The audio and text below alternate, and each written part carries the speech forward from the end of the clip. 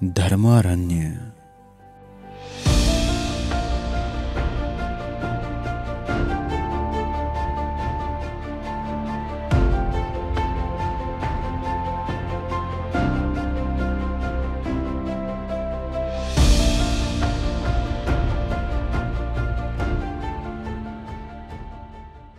नमो बुद्धाय। आज जिस जगह पे हम खड़े हैं, ये जगह कोई मामूली जगह नहीं है। भगवान बुद्ध के चरणों से पवित्र हुआ जगह है। भगवान बुद्ध के अनेकों चमत्कारों से पूजनीय एक पवित्र स्थल है ये। तो आज मैं सोचा आप लोगों को इस जगह के बारे में बताने के लिए। अगर मैं आपको बोध गया बोलूँ तो ज़्यादातर लोगों को बोध गया में याद आता है जिस जगह पे भगवान बुद्ध निर्वाण पाए, वो महाबोधि मंदिर। और कभी कभी बोले तो वो जगह जहाँ सुजाता देवी भगवान बुद्ध को खीर दान दी। लेकिन इस जगह के बारे में ज़्यादातर लोगों को पता नहीं। आज इस जगह को धर्मारण्य कहते हैं। तो अगर आप इस जगह पे आना पसंद है तो अगर आप गया से आएंगे तो लगभग ये 15 किलोमीटर की दूरी पे है। और अगर आप बोध गया से आना पसंद है तो लगभग 3-4 किलोमीटर के आसपास है। यह धर्म का अरण्य है। धर्म का अरण्य यानी जहाँ धर्म कर्म होता था, और अरण्य यानी जंगल। जिस जंगल में धर्म कार्य होता था उसी को धर्मारण्य बोला गया। आज आप उसी धरती पे खड़े हैं। तो बहुत समय पहले बनारस में एक फैमिली था, ब्राह्मण कुल का। उसी ब्राह्मण परिवार में 3 बच्चों का जन्म हुआ। ये तीनों बच्चे बहुत होशियार, बहुत चतुर। बचपन से ये लोग ब्राह्मण होने के कारण ये लोग ज़्यादातर अभ्यास किया है वेदों का। तो तीनों वेद ये लोग पढ़ाई लिखाई किया, अच्छा से कंठस्थ भी कर लिया, बहुत आगे तक चला गया। लेकिन जब ये लोग धीरे धीरे बड़ा हुआ तो तीनों भाइयों का मन में वैराग्य जगा। ये तीनों लोगों को वेद में कुछ जीवन का सार नहीं दिखाई दिया। इसलिए तीनों भाइयों ने एक निर्णय लिया, हम लोग घर द्वार सारे कुछ छोड़ करके जीवन की तलाश में, जहाँ हमें जन्म मृत्यु से मुक्ति मिल सके, ऐसा मुक्ति की तलाश में हम लोग निकलेंगे। तो तीनों भाइयों ने निर्णय लिया। सबसे बड़ा भाई, बीच वाला भाई और छोटा भाई। जो सबसे बड़ा भाई है उसके पास 500 दोस्त है, और जो दूसरा वाला भाई है उसके पास 300 दोस्त है, और जो सबसे छोटा भाई है उसके पास 200 दोस्त है।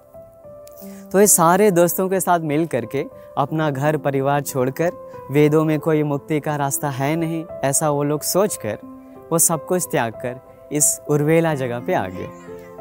तो जो सबसे बड़ा भाई था वो इस उर्वेला में ही रहने के कारण उसका नाम पड़ गया उर्वेल काश्यप। और जो सबसे बीच वाला भाई था वो उर्वेला और गया के बीच में एक जगह था, उसी जगह पे वो रह गया। इसलिए उसका नाम पड़ गया नदी काश्यप, क्योंकि वो नदी के किनारे वास करता था अपने 300 मित्रों के साथ। और जो सबसे छोटा भाई था गया काश्यप, वो गया में निरंजना नदी के किनारे वास किया अपने 200 दोस्तों के साथ, एक जटाधारी तपस्वी बन करके। तो उनका बड़ा बड़ा दाढ़ी है, मोछ है, जटाधारी है। तो एक तरह से कहें तो ये सारे 1000 तपस्वी लोग दिन प्रतिदिन अपने वो मुक्ति की तलाश में रोज अग्नि पूजा किया करता था, उदक शुद्धि कर्म करते हैं, पानी में डुबकियां लगाकर अपने पाप धोते हैं निर्वाण के लिए। देखिए उन दिनों भी कैसा प्यास था मुक्ति के लिए। तो आज इस जगह को धर्मारण्य कहते हैं। उर्वेल काश्यप अपने 500 शिष्यों के साथ जिस जगह पे रहा है वो जगह यही है। तो आइए इस पवित्र भूमि को, क्योंकि भगवान बुद्ध भी इधर पधारे हैं, तो इस पवित्र भूमि का हम लोग दर्शन करेंगे।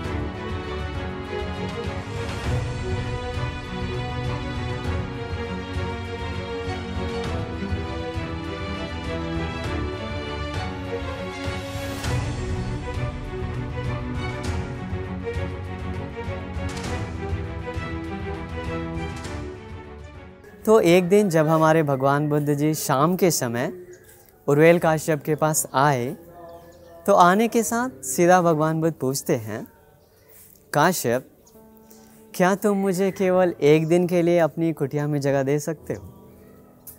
उर्वेल काश्यप कहता है, भगवान महाश्रमण, याद रखिए भगवान बुद्ध बहुत सुंदर है, इसलिए ये उर्वेल काश्यप भगवान से कहता है, महाश्रमण, महाश्रमण, मेरे पास तो अभी कोई कुटिया खाली नहीं है, लेकिन मेरा एक अग्नि यज्ञशाला है, अग्निहोत्र का एक कुटिया है, आप चाहो तो उस कुटिया में रह सकते हो, लेकिन थोड़ा संभल कर रहना पड़ेगा। उस कुटिया में एक बहुत विशाला एक नागराज है, मैं चाहता हूँ कहीं वो नागराज आपको कोई कष्ट न पहुँचाए।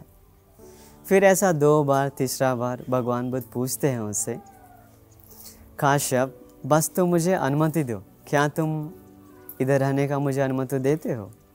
वो बताए, महाश्रमण, मुझे इससे कोई संशय नहीं है, लेकिन मुझे एक कष्ट है, कहीं इस कुटिया में रहने वाला नाग आपको कोई कष्ट ना दे।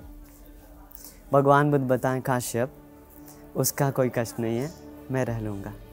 ऐसा करके भगवान बुद्ध फिर सीधा उस जिस यज्ञशाला में, हवन कुंड यज्ञशाला जो जिस जगह पे था, वो जगह अभी इधर पीछे है, तो यहीं पे उस समय उर्वेल काश्यप का एक हवन कुंड का एक यज्ञशाला था, जिसमें एक भयंकर विषैला एक नाग रहता था।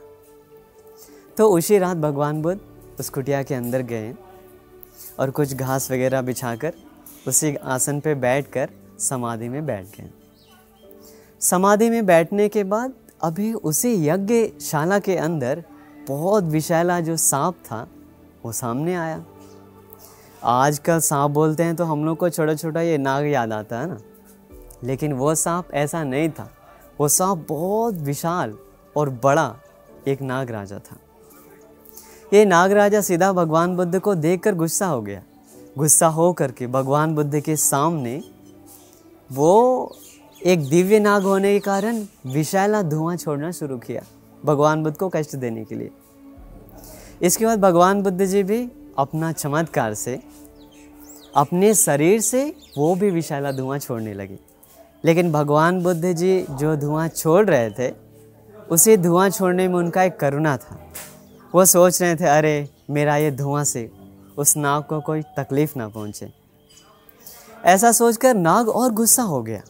अभी नाग सोचने लगा, ये भी विषैला धुआं छोड़ रहा, ऐसा है तो मैं विषैला आग छोड़ूंगा। अभी नाग अपना मुंह से बड़ा बड़ा वो आग का गोला भगवान बुद्ध पे छोड़ने लगा। भगवान बुद्ध जी तो आपको पता ही है महारिद्धिशाली हैं, उनके जैसा रिद्धि में कोई अग्र नहीं है।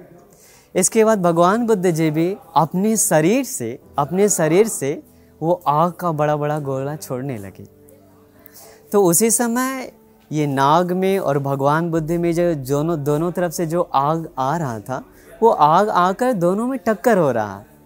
टक्कर होने के बाद पूरा अग्निशाला जो था उसका आग से पूरा चारों तरफ आग फैलने लगा। उसी समय ये उर्वेल काश्यप को बहुत डर लगा। उर्वेल काश्यप डर के वो सीधा अपना कुटिया से बाहर आकर अग्निशाला के बाहर खड़ा होकर अपने 500 शिष्यों के साथ देखने लगा।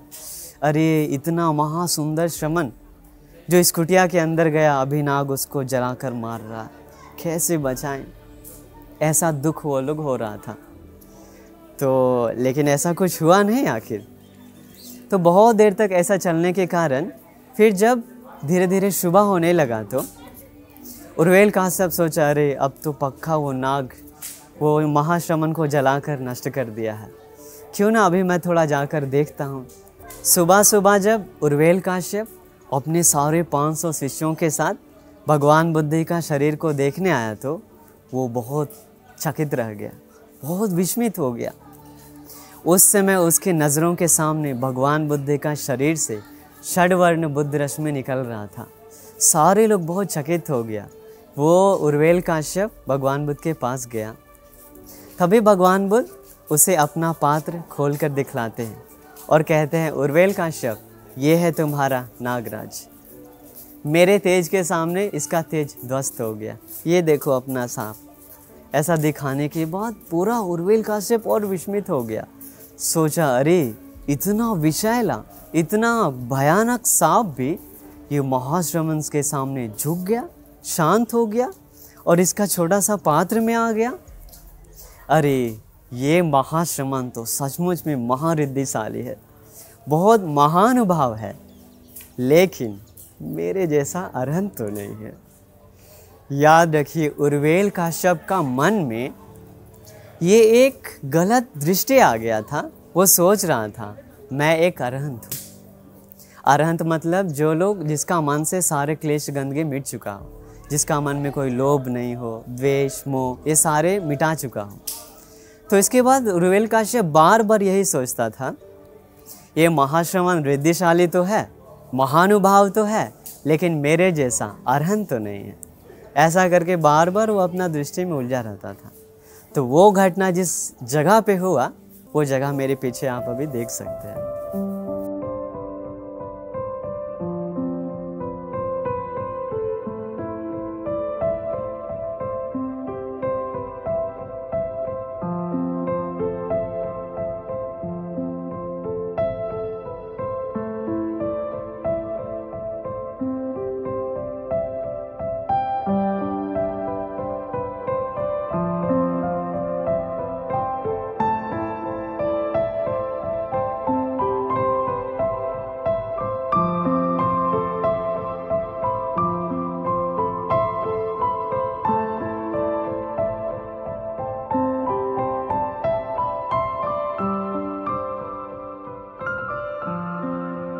ये जगह भी बहुत पवित्र है। हमने किताबों में पढ़ा है ऐसा, भगवान बुद्ध यहाँ भी आकर के कुछ समय तक विराजमान हुए, बैठे हैं। तो आइए हम इस जगह को भी श्रद्धा मन से नमन करेंगे।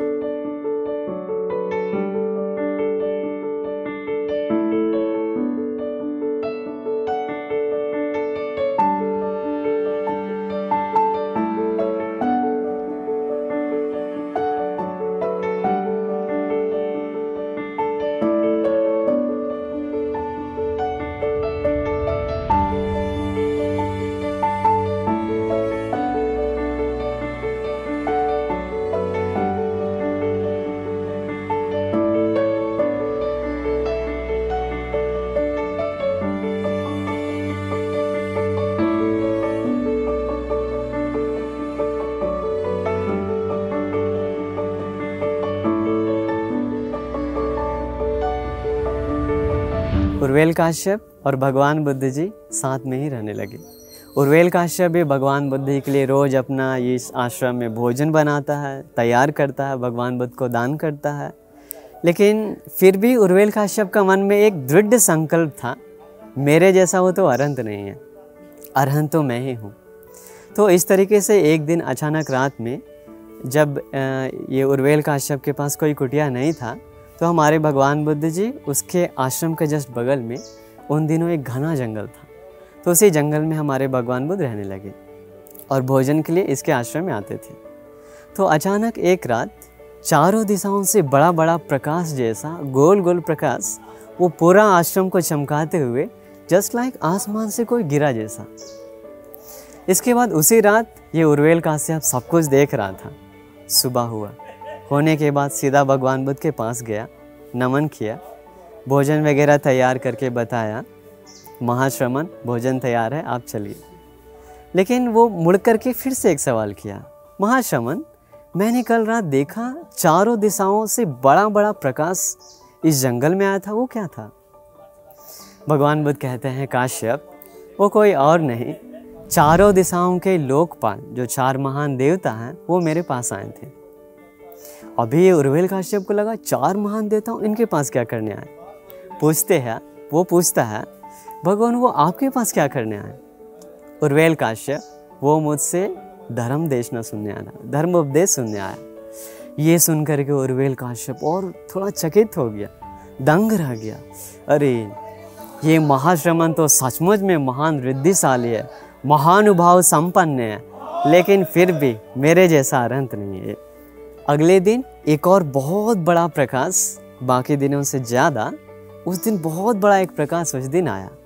वो आकर उसी तरह जंगल को चमचमाते हुए फिर से वो जब सुबह हुआ तो उर्वेल काश्यप फिर से भगवान बुद्ध के पास गया और भोजन के लिए बुलाया।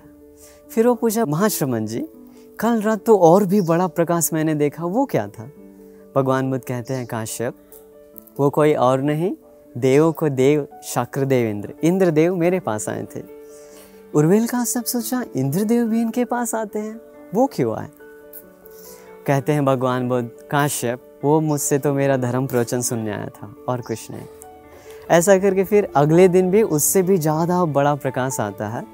तो आने के बाद फिर वो उर्वेल काश्यप पूछता है, महाश्रमण जी अब कौन आज कौन आया था? महाश्रमण कहते हैं भगवान बुद्ध, काश्यप वो कोई और नहीं, वो तो ब्रह्मलोक में रहने वाले सहापति ब्रह्म राजा हमसे धर्म प्रवचन सुनने आए थे। ये सुन करके उर्वेल काश्यप का मन में और चकित हो गया, विस्मित हो गया। वो सोचा, अरे ये महाश्रमण तो सचमुच में महारिद्धिशाली है, महानुभाव है, लेकिन फिर भी मेरे जैसा अरहंत नहीं है। उर्वेल काश्यप कहें तो वो अपने संसार से बहुत पुण्य पारमिता करते हुए आए हुए लोग हैं, लेकिन फिर भी उनका वो दृष्टि अंदर समाया हुआ था। वो छोड़ नहीं पा रहा था अपना वो झूठा अरहंत का दिखावा को। उस जमाने का लोग इतना पुण्य पारमिता किया हुआ लोगों का मन ऐसा है, तो आजकल लोग जो झूठे मूठे अपना अरहंत का दावा करते हैं, वो अपना दृष्टि को कैसे आसानी से छोड़ सकते हैं?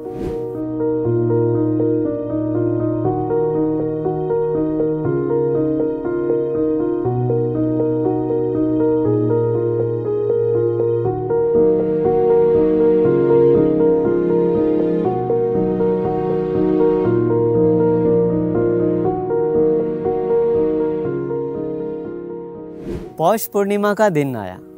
पौष पूर्णिमा के दिन हमेशा उर्वेल काश्यप के आश्रम में लाखों करोड़ों लोग आकर भोजन दान दिया करते थे। तो पूर्णिमा के एक दिन पहले उर्वेल काश्यप का मन में एक विचार आया, अरे कल पौष पूर्णिमा का दिन है, कल लाखों करोड़ों लोग भोजन लेकर हमें दान देने के लिए आएंगे।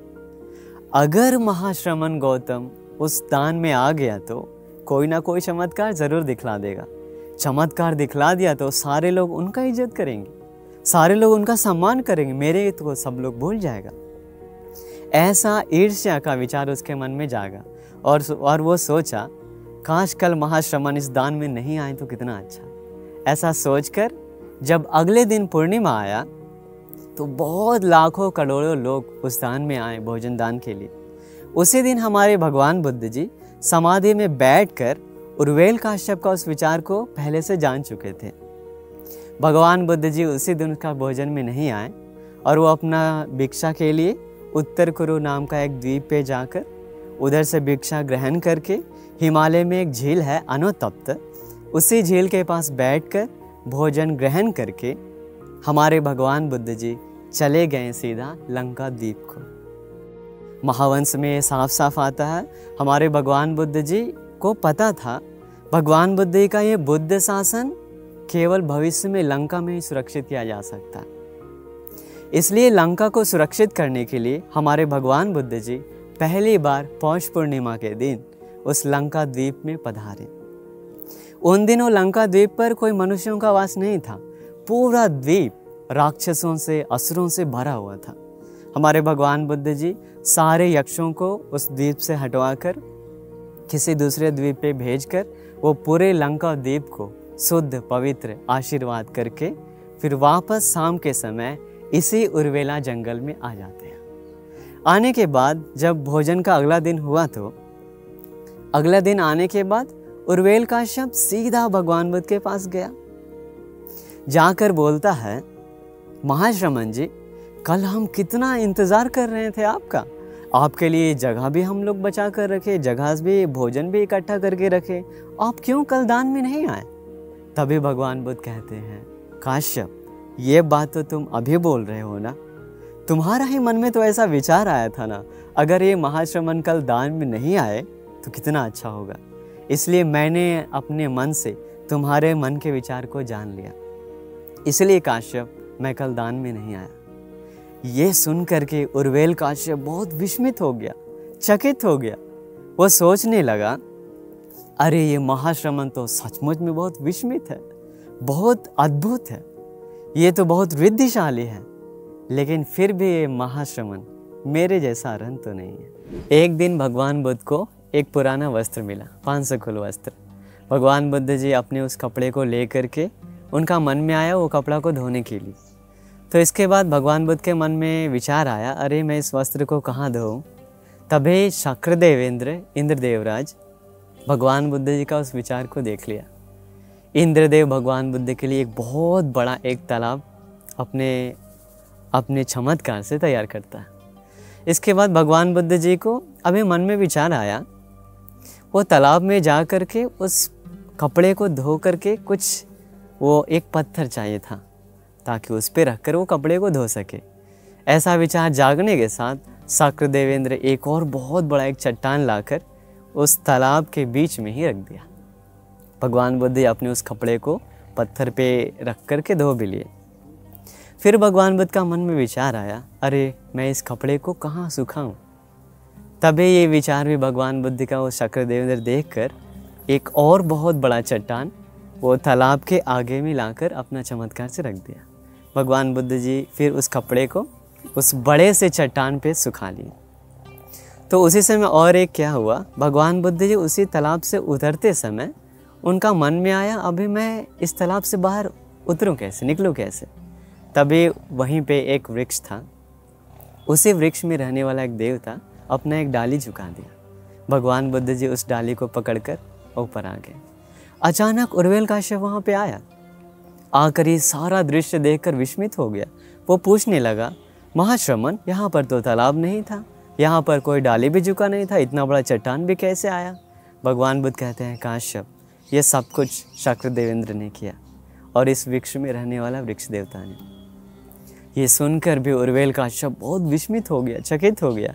वो सोचने लगा, अरे सचमुच में ये महाश्रमण तो बहुत रिद्धिशाली है, बहुत बलशाली है, लेकिन फिर भी मेरे जैसा अरहंत तो नहीं है। अगले दिन उर्वेलकाश्यप फिर से भगवान बुद्ध जहाँ पे रहते थे उसी जंगल में वहाँ पे गए। जाकर भगवान बुद्ध को निमंत्रण किए, महाश्रमण भोजन तैयार है, आप कृपा कर पधारिए। तो जहाँ से उर्वेलकाश्यप का आश्रम था और जिस जंगल में भगवान बुद्ध थे वो पूरा एरिया यही एरिया था। तो थोड़ा सा दूरी पे थे भगवान बुद्ध जस्ट। तभी ये उर्वेलकाश्यप भगवान बुद्ध के पास गया और जाकर निमंत्रण किया। निमंत्रण करके हाथ जोड़कर बोला, भगवान बुद्ध भोजन तैयार है, भोजन के लिए चलिए। तो ऐसा बोल करके भगवान बुद्ध को वो बोलकर वापस वो अपना आश्रम में लौट रहा था।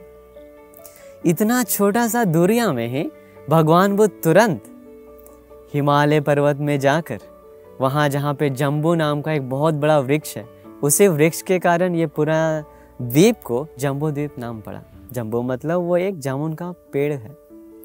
तो भगवान बुद्ध जी उसी पेड़ से जामुन का कुछ फल लेकर मीठा मीठा सीधा उर्वेलकाश्यप का जहाँ आश्रम था, जहाँ भोजन के लिए सब कुछ तैयार किया, वहाँ पे आकर प्रकट हो गए। अभी भगवान बुद्ध आने के साथ अभी तक उर्वेलकाश्यप बीच रास्ता में ही था, लेकिन जब भगवान बुद्ध सही तरीके से बैठ गए आसन पे, तब वो अचानक आकर भगवान बुद्ध को अपने सामने देखा। देखकर विस्मित हो गया। वो पूछा, महाश्रमण आप कौन सा रास्ते से आए इतना जल्दी। ऐसा बोलने के साथ भगवान बुद्ध पूरा डिटेल में सब कुछ विस्तार से बताएं। काश्यप, मैं इसी थोड़े से समय में हिमालय पर्वत भी गया, वहाँ से जामुन का फल भी लेकर आए। ये देखो कितना मीठा फल है, तुम चाहो तो खा सकते हो। ऐसा बोलने के साथ उर्वेलकाश्यप और विस्मित हो गया। इतना थोड़ा समय में कैसे इतना बड़ा चमत्कार। ये देख करके फिर उसका मन में एक ही विचार आया, ये महाश्रमण तो बहुत रिद्धिशाली है, बहुत बलशाली है, लेकिन मेरे जैसा अरहंत तो नहीं है। तो इस तरीके से भगवान बुद्ध बार बार हिमालय जा कर के वो इसके लिए कभी कभी आम का फल लाते हैं, आंवला लेकर आते हैं, और तो एक बार देवलों का फूल भी लेकर आए और वो उर्वेलकाश्यप को दिखलाते हैं। ये सब कुछ देखकर उर्वेलकाश्यप के मन में बार बार वही विचार आया, अरहंत तो मैं ही हूँ। उर्वेलकाश्यप के आश्रम में एक दिन हवन पूजा करने का दिन आया। उस दिन वो सारे उर्वेलकाश्यप और 500 शिष्य मिलकर वो लोग बहुत ट्राई किया लकड़ियों को चीरने के लिए, लेकिन वो लोग ट्राई करने के बावजूद भी वो लोग उन लकड़ियों को चीर नहीं पाया। इसके बाद उर्वेलकाश्यप सीधा भगवान बुद्ध के पास गया और जाकर बताया, महाश्रमण हमारी ये लकड़ियाँ फट नहीं रही। तभी भगवान बुद्ध कहते हैं, काश्यप तुम्हारी ये लकड़ियाँ फट जाए ऐसा बोलने के साथ वो सारे 500 लकड़ियाँ एक बार में फट गई। ये था हमारे भगवान बुद्ध का रिद्धि चमत्कार। इसके बाद अभी वो सारे 500 लकड़ियाँ इकट्ठा करके वो सारे 500 लोग ट्राई कर रहे हैं उसको जलाने के लिए, लेकिन जला नहीं पा रहा।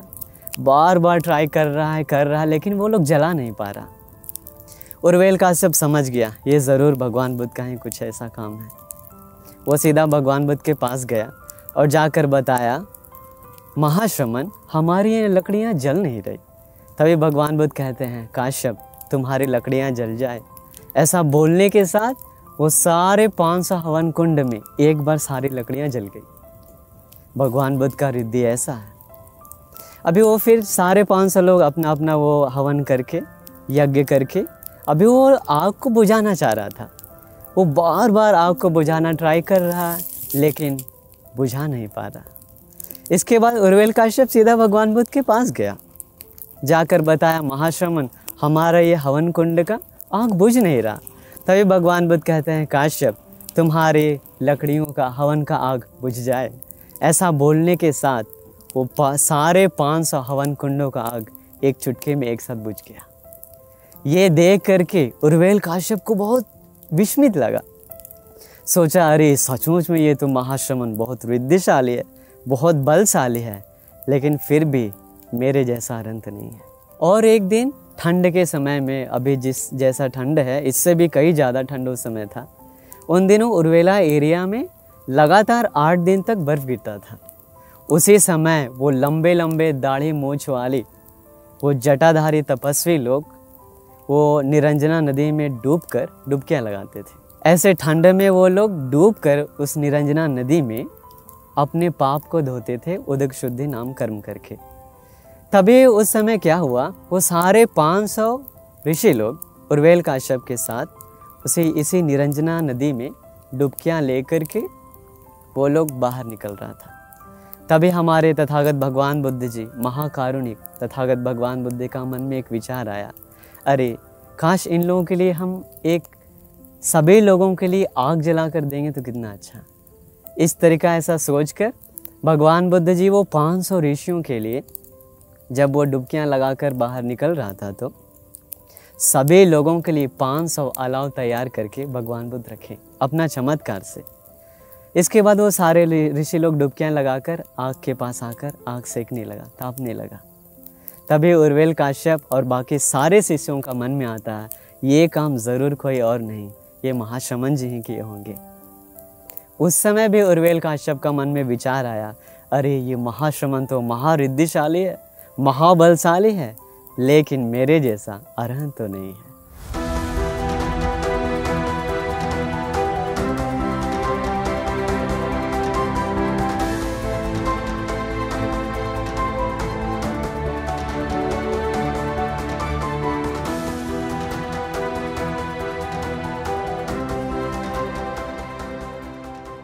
एक बार बहुत जोर से आसमान से वर्षा हुई। उसी समय ये पूरा उर्वेल काश्यप का आश्रम पानी से डूब गया। हर एक कुटियों में पानी चला गया। उर्वेल काश्यप बहुत डर गया। वो अंत में सोचा, किस तरफ हमारे महाश्रमण हैं, उन्हें देखने के लिए वो अपना एक नाव लेकर अपने 2 शिष्यों को उस पर बैठाकर वो नाव पे बैठकर महाश्रमण हमारे भगवान बुद्ध को ढूंढने के लिए निकला। किधर है हमारे महाश्रमण? जोर जोर से चिल्लाने लगा, महाश्रमण आप किधर हैं, किधर है, ऐसा बोल बोल कर जाने लगा। हर तरफ पानी से डूबा हुआ है, बाढ़ आ चुकी थी इस नदी में। तो ऐसा चिल्ला चिल्ला कर जाने के कारण हमारे भगवान बुद्ध जी उसी दिन इसी नदी के जस्ट किनारे वो एक सूखे एक एरिया पे अपना चमत्कार से ऐसा वो कि एक ऐसा स्थान पे चक्रमण कर रहे थे जहाँ पे एक बूंद पानी तक नहीं था। उनका वो पूरा चक्रमण स्थल सूखा था, उस पे रेत भी था, थोड़ा भी एक बूंद पानी नहीं था, लेकिन उनके चारों तरफ पानी ही पानी, बाढ़ ही बाढ़। उर्वेल काश्यप भगवान बुद्ध को ढूंढते ढूंढते आ रहा था। वो जब दूर में देखा भगवान बुद्ध को तो दूर से पूछता है, महाश्रमण ये आप हैं क्या? भगवान बुद्ध कहते हैं, हाँ काश्यप मैं हूँ। तभी भगवान बुद्ध अपने चमत्कार बल से, रिद्धि बल से उस सूखे स्थान से आसमान से उड़कर सीधा जिस नाव में उर्वेल काश्यप बैठा रहता है उसी नाव में आकर खड़े हो जाते हैं। ये देखकर उर्वेल काश्यप और चकित हो गया, विस्मित हो गया। सोचा अरे सचमुच में ये महाश्रमण तो विस्मित है, अद्भुत है। जब चारों तरफ बाढ़ ही बाढ़ है, पानी ही पानी है, जिस जगह पे ये चक्रमण कर रहा था वो जगह भी सूखा था और अभी आसमान से उड़कर मेरे पास सीधा आ गया। सचमुच में ये तो महारिद्धिशाली है, महानुभाव संपन्न है, लेकिन मेरे जैसा अनंत नहीं। देखिए, इतने सारे चमत्कार दिखाने के बावजूद भी उर्वेल काश्यप का वो विचार बदला नहीं। वो अपना एक ही मत में था, मेरे जैसा ये महाश्रमण अनंत नहीं है। ये उसका घमंड अंदर भरा हुआ था। अंत में भगवान बुद्ध सोचते हैं इसका घमंड तोड़ने के लिए इससे सीधा बोलना पड़ेगा। भगवान बुद्ध गए सामने, जाकर कहते हैं काश्यप, न तो तू अरहंत है और ना ही अरहंत के रास्ते पे है। जिस रास्ते पे चलने से किसी को अरहंत की प्राप्ति हो जाए वो रास्ता भी तेरे पास नहीं है। ये बोलने के साथ उर्वेल काश्यप को अंदर से पूरा अजीब सा होने लगा। भगवान बुद्ध के मुख से ऐसा निकला हुआ वचन के कारण उसका शरीर पूरा कांपने लगा, डर गया। अरे मैं अरहंत नहीं हूँ, ये बात कितना सत्य है, मेरा घमंड ही मुझे खुद का अरहंत बता रहा है। ऐसा करके उसका मन अंदर से ग्लानि होने लगा, पछतावा करने लगा। अंत में वो सीधा भगवान बुद्ध के चरणों पे गिर गया। गिरकर हाथ जोड़कर बोलने लगा, भगवान बुद्ध जी, मैं आपके पास ही रहना चाहता हूँ, आपके संगत में ही रहना चाहता हूँ। कृपा करके मुझ पे अनुकंपा करके मुझे चीवर दीजिए। भगवान बुद्ध कहते हैं, काश्यप, तुम्हारे 500 भी शिष्य लोग हैं, तुम उन लोगों पे ध्यान दो, तुम उन लोगों के गुरु हो, नायक हो। तो इसके बाद वो काश्यप क्या किया, भगवान बुद्ध को नमन करके उठ करके अपने 500 शिष्यों को इकट्ठा किया और सबको बताया, सभी लोग सुनिए, आज से मैं ये महाश्रमण जी के पास जाकर चीवर पहनने वाला हूँ, भिक्षु बनने वाला हूँ। आप लोगों को जैसा लगे वैसा करिए। इसके बाद वो 500 शिष्य लोग एक जवाब दिया जो सुनने में बड़ा विस्मित है। वो 500 शिष्य लोग कहते हैं, हे हमारे गुरु, हम तो कब से चाह रहे थे उस महाश्रमण जी के पास चीवर पहनकर उनके साथ रहना। ये वचन सुनने के साथ उर्वेल काश्यप को और खुशी आया। इसके बाद ये सारे 500 शिष्यों के साथ उर्वेल काश्यप अपने वो बड़ी बड़ी दाढ़ी, मूंछ, जटाओं को मुंडन करके अपना जितना भी वो अग्निहोत्र का सामान था और बाल वगैरह, दाढ़ी वगैरह मुंडन करके सब कुछ इसी नदी में प्रवाहित कर दिया। अभी ये सारा सामान बहते हुए आगे गया और वो सारे जो 500 शिष्य उर्वेल काश्यप का था उसके साथ मिल करके वो लोग हाथ जोड़कर भगवान बुद्ध के चरणों में गिर करके याचना करने लगा, भगवान बुद्ध, हम पे दया करके, अनुकंपा करके हमें भिक्षु बनाइए। उसी समय हमारे तथागत भगवान बुद्ध जी जिस अनुकंपा के कारण उतने दूर वाराणसी से चलकर इस उर्वेल काश्यप के लिए आए थे, आज वो दिन आ गया। उर्वेल काश्यप सहित 500 शिष्यों को भगवान बुद्ध एहि भिक्षु प्रवज्ञा देते हैं। एहि भिक्षु बोलने के साथ सारे भिक्षु लोग, वो सारे लोग भिक्षु रूप में परिवर्तित हो जाते हैं। कितना विस्मित है ये, कितना अद्भुत है ये। तो ऐसे थे हमारे भगवान बुद्ध जी का महाकरुणा। उनके करुणा के समान दुनिया में और कोई नहीं है। इसलिए आप खुश हो जाइए, आप दिल से शरण जाइए, हमारे भगवान बुद्ध तो सचमुच में महाकारुणिक है। इसी नदी में उन लोगों का वो जटा और दाढ़ी वगैरह बहते हुए और अग्निहोत्र का सामान सब कुछ बहते हुए सीधा आगे की ओर गया। जस्ट इसी नदी के किनारे आगे बीच नदी में रहता था नदी काश्यप। नदी काश्यप जब नदी में स्नान करने गया तो उसे दिखाई दिया सब कुछ। वो देखकर डर गया। वो सोचा, अरे हमारे भाई को कोई खतरा पहुंचा क्या बाकी सभी लोगों को। वो अपने 300 शिष्यों को साथ ले करके दौड़ कर अपने भाई उर्वेल काश्यप के पास आया। जब वो उर्वेल काश्यप के आश्रम में पहुंचा तो उसके नज़रों के सामने उर्वेल काश्यप पहले वाला नहीं था। उसके नज़रों के सामने 500 भिक्षु लोग सहित उर्वेल काश्यप दिखाई दिया। वो भी विस्मित हो गया। वो दूर से ही पूछता है, काश्यप, उर्वेल काश्यप जी, क्या आपने ये जो किया है ये सही है? बड़ा भाई था, वो बताया, नदी काश्यप, मैंने ये जो निर्णय लिया है बिल्कुल सही है। ऐसा बोलने के बाद नदी काश्यप खुश हो गया। वो भी अपने 300 शिष्यों के साथ आ करके भगवान बुद्ध के चरणों में गिर गया। वो भी प्रज्ञा का याचना करने लगा। पहले की तरह वो लोग भी अपना दाढ़ी मूंछ सब कुछ मुंडन करके नदी में प्रवाहित कर दिया और भगवान बुद्ध के चरणों में गिरकर यही भिक्षु का प्रज्ञा पाया। पानी में बहता हुआ वो जटा, मोच और अग्निहोत्र का सामान और आगे चलता गया। आगे जो सबसे उसका छोटा भाई निवास करता था गया में, वो गया काश्यप भी उस समय नदी में स्नान के लिए गया था। उसे दिखाई दिया बहुत सारे दाढ़ी मोछ का जटाओं सहित पानी में बहता चला जा रहा है। वो डर गया। वो डर के मारे सीधा उर्वेल काश्यप जी के पास आया। वो भी अपना 200 शिष्यों के साथ लेकर उनके सामने आया। उनके सामने दिखाई दिया उर्वेल काश्यप, नदी काश्यप और उनके सारे शिष्य लोग भिक्षु बन चुके हैं। ये भी पूछता है, काश्यप, उर्वेल काश्यप जी, क्या आपने ये जो निर्णय लिया है सही है? वो बताया, हाँ गया काश्यप, बिल्कुल सही है। ऐसा बोलने के साथ वो छोटा भाई भी उनका मत में आ गया। वो भी अपने 200 शिष्यों के साथ हाथ जोड़ करके भगवान बुद्ध की शरण में गया और यही भिक्षु प्रज्ञा पाया। कितना अद्भुत है। भिक्षुओं, सब कुछ जल रहा है। आँख, कान, नाक, जीभ, शरीर, मन, ये सब जल रहा है। उसी तरह अभ्यंतर आयतन, बाहरी आयतन भी जल रहा है। उन आयतन के अनुरूप उनका विज्ञान भी जल रहा है। स्पर्श भी जल रहा है।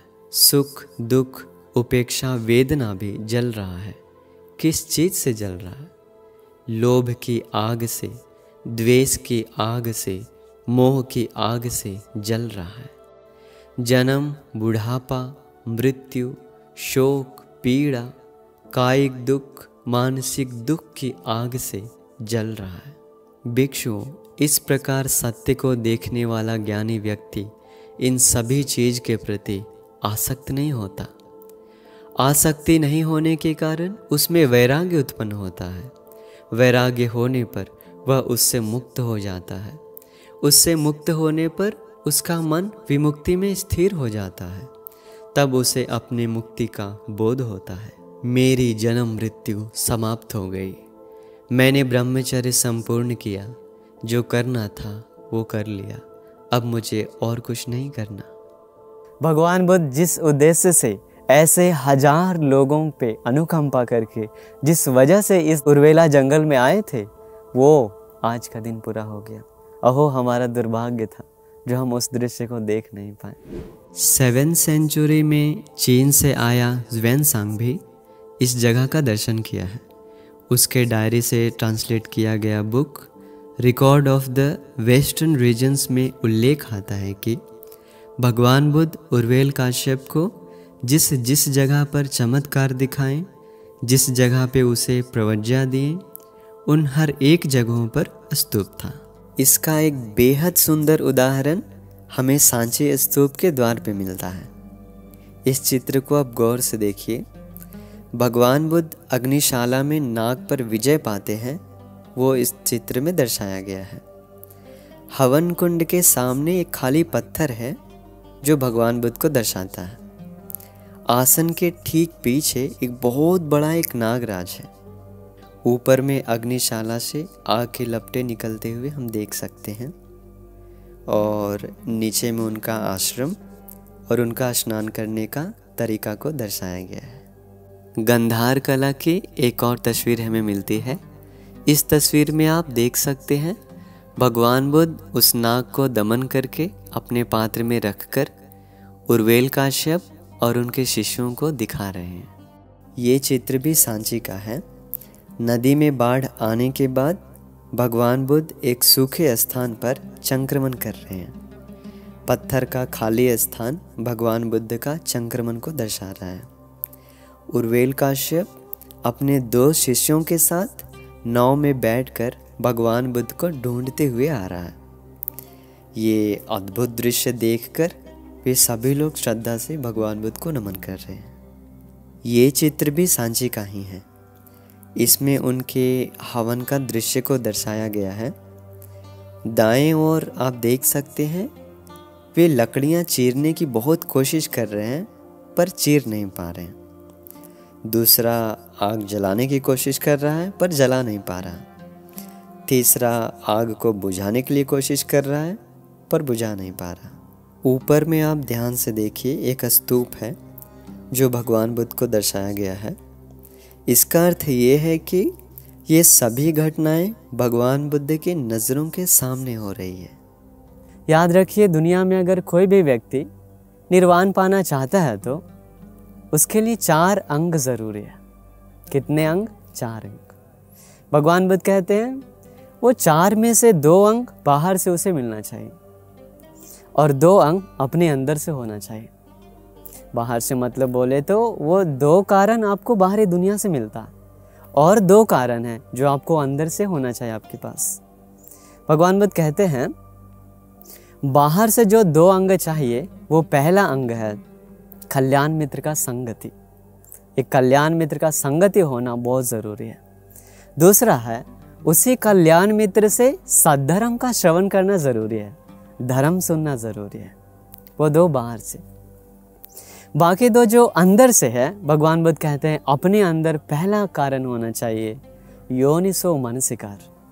योनिसो मनसिकार मतलब हमारे अंदर वो क्षमता होना चाहिए किसी भी चीज़ को गहराई से सोचने के लिए।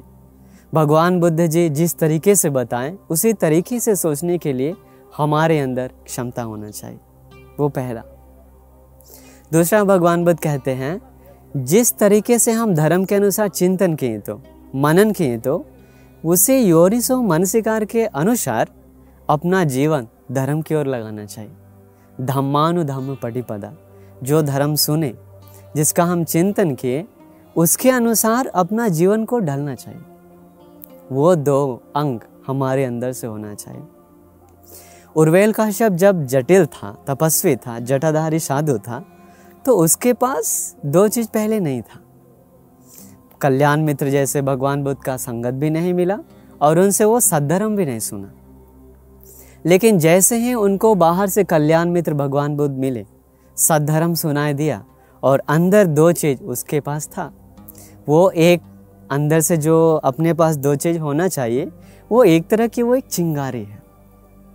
भगवान बुद्ध अपने दिव्य चक्षु से देखते हैं किसके अंदर वो चिंगारियां हैं, भगवान बुद्ध उसके पास ही जाते हैं। उर्वेल काश्यप में देखा, उनके अंदर था वो चिंगारी। भगवान बुद्ध गए, कल्याण मित्र का संगति हुआ, भगवान बुद्ध धर्म का प्रवचन दिए। इसके बाद उर्वेल काश्यप के अंदर से था और 1000 लोगों के अंदर से 2 अंग था परिपूर्ण। पहला योनिसो मनसिकार और धम्मानुधम्म पटिपदा।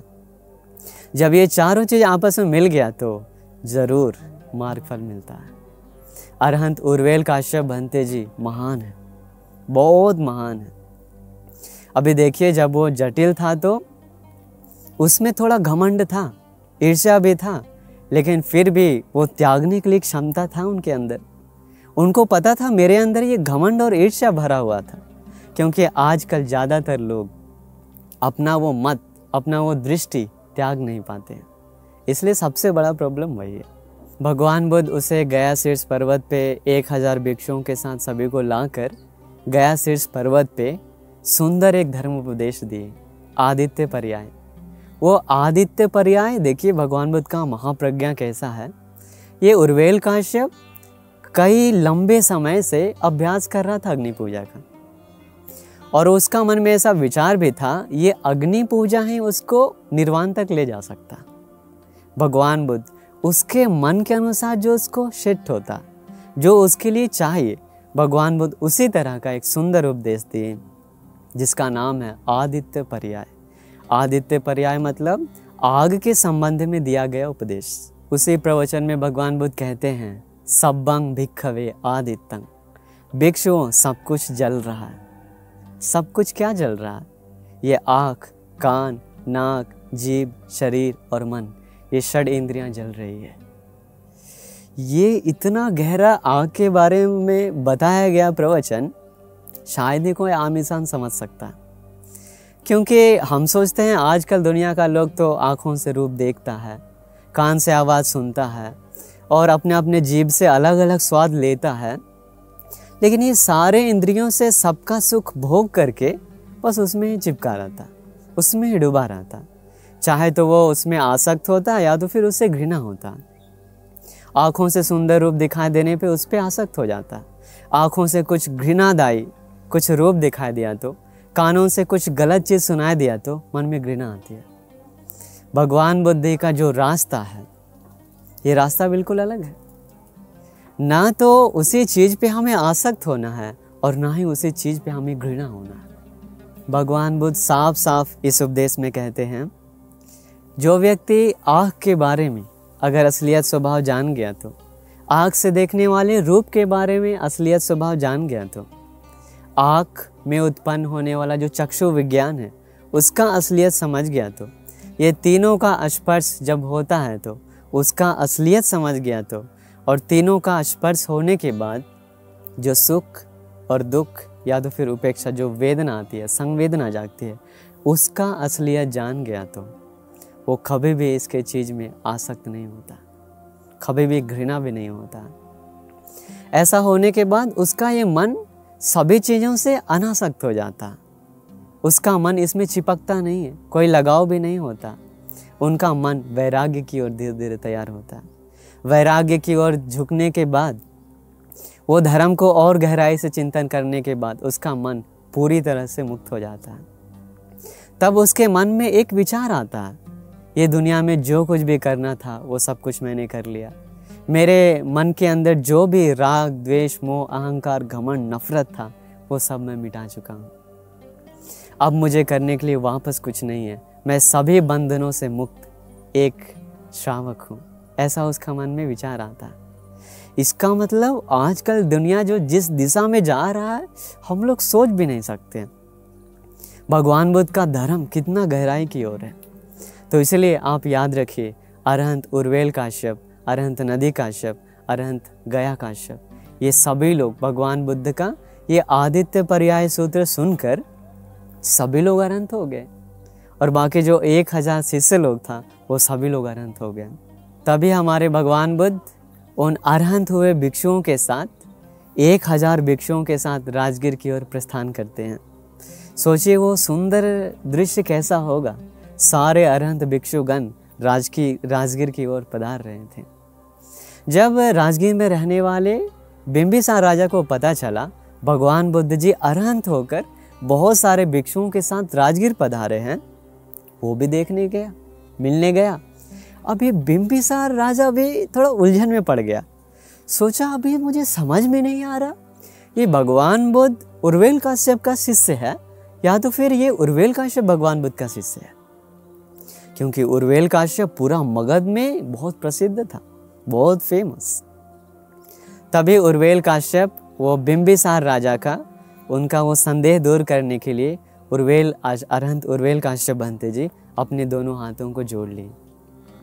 जोड़कर भगवान बुद्ध के सामने आकर के हाथ जोड़ करके बोलते हैं, सत्था में भंते भगवा सावको हमस्मि।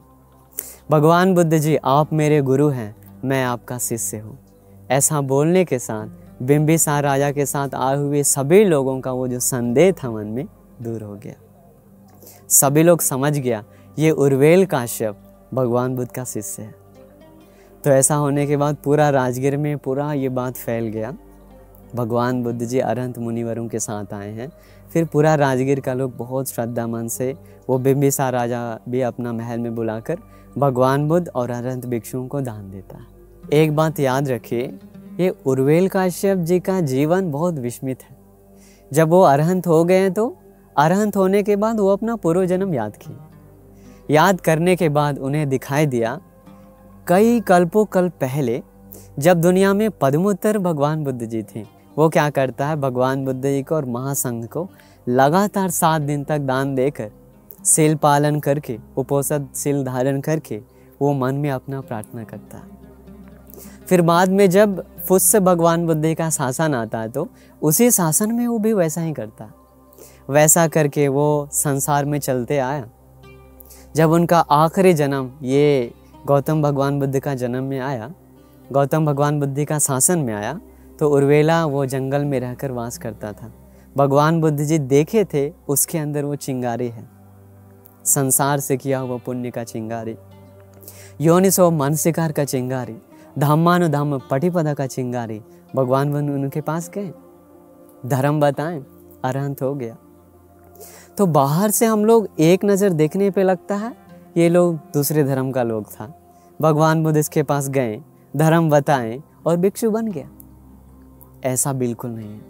ये लोग लंबे संसार से, जन्मों जन्म संसार से भगवान बुद्ध को, श्रावक संघ को अपना आत्मसमर्पित करते हुए आया हुआ लोग हैं। तो इसलिए भगवान बुद्ध धर्म में आता है। बुद्ध शासन में अगर आप एक बार भी सील सुरक्षा किए तो, एक बार भी दान दिए तो, एक बार भी श्रद्धा मन से त्रिशरण के सामने झुकते हैं तो वो किया हुआ मान सम्मान सत्कार कभी व्यर्थ नहीं जाता, वह आपको फल देकर ही रहता है। इस तरह अरहंत उर्वेल काश्यप भंते जी सारे भिक्षुओं के साथ रहने लगे हमेशा।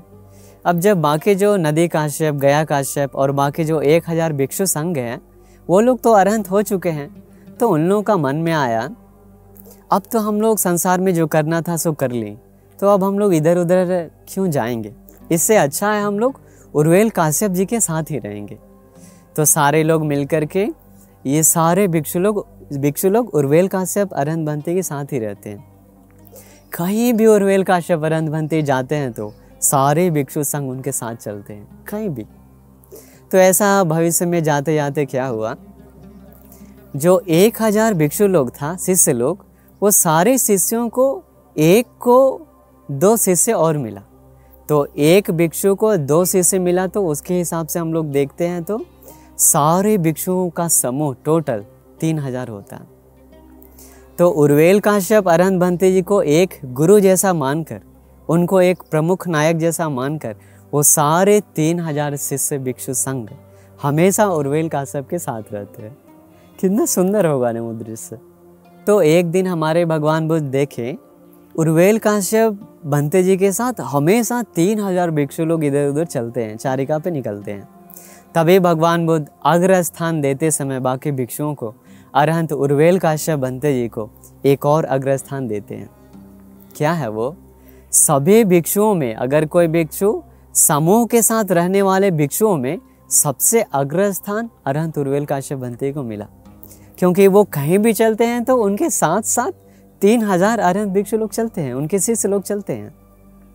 तो इसलिए वो चीज़ देखकर भगवान बुद्ध अरहंत उर्वेल काश्यप भंते जी को एक अग्र स्थान वो मिल गया उनको। वो जन्मों जन्म से वही वो प्रार्थना करते आए थे ना अग्र स्थान के लिए, इसलिए भगवान बुद्ध उसे वो अग्र स्थान का उपाधि दी। त्रिपिटक में एक ग्रंथ है थेर गाथा। तो थेर गाथा मतलब अरहंत भिक्षु लोग जब परिनिर्वाण होते हैं तो परिनिर्वाण से पहले वो लोग कुछ अपने बारे में प्रकट करते हैं। तो अरहंत उर्वेल काश्यप भंते जी भी थेर गाथा ग्रंथ में अपने बारे में सुंदर एक प्रसंग प्रकट किए हैं। तो मैं सोचा आपको वो बताने के लिए, बहुत सुंदर है ये थेर गाथा। सुनिए वो क्या कहते हैं। वो कहते हैं, गौतम भगवान बुद्ध का कीर्ति चारों तरफ फैला था। उनके चमत्कारों को मैंने अपने आँखों से देखा, लेकिन मुझ में ईर्ष्या और घमंड भरा था, जिसके कारण मैं उनको नमन नहीं कर पाया। सभी लोगों को सुधारने वाले पुरुषदम्भ सारथी भगवान बुद्ध मेरे मन के विचारों को देख लें। उन्होंने मुझे मेरा दोष दिखाया, तभी मुझे अपने आप पर बहुत संवेग जागा। उनके वचन सुनकर मेरे रोंगटे खड़े हो गए। पहले जटाधारी तपस्वी रहते समय मेरे पास छोटा चमत्कार तो था ही, पर मैं वो सब छोड़ दिया। बुद्ध शासन में आकर भिक्षु बन गया। पहले मैं काम भव में सुख ढूंढने की आशा से यज्ञ करता था, पर अब मैं वह त्याग चुका हूँ। राग, द्वेष और मोह को जड़ से निकाल फेंका हूँ। पूर्व जन्मों को देखने का ज्ञान मुझे मिला। दिव्य चक्षु भी मेरे पास है, दिव्य स्रोत भी मेरे पास है, रिद्धि बल भी मैंने प्राप्त किया और दूसरों के मन को जानने का ज्ञान भी मुझे मिला। घर द्वार छोड़कर जिस अर्थ में प्रवज्या हुआ वो अर्थ भी मुझे मिल गया। सारे बंधनों से मैं मुक्त हुआ। ये था अरहंत उर्वेल काश्यप भंते का थेर गाथा। तो देखिए वो अरहंत होने के बाद अपना वो जो बात प्रकट किए हैं, कितना विनम्र है वो भगवान बुद्ध के प्रति।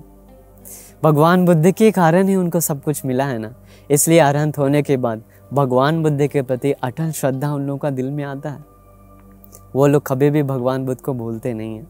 और एक बात मैं आपको बता दूं, भगवान बुद्ध जी बहुत कम इस्तेमाल किए हैं चमत्कार का, क्योंकि भगवान बुद्ध जी देखते हैं जिन्हें चमत्कार का आवश्यकता है सुधारने के लिए, बस उसे ही चमत्कार दिखाएं, और वो भी बहुत थोड़ा त्रिपिटक में ऐसा आता है।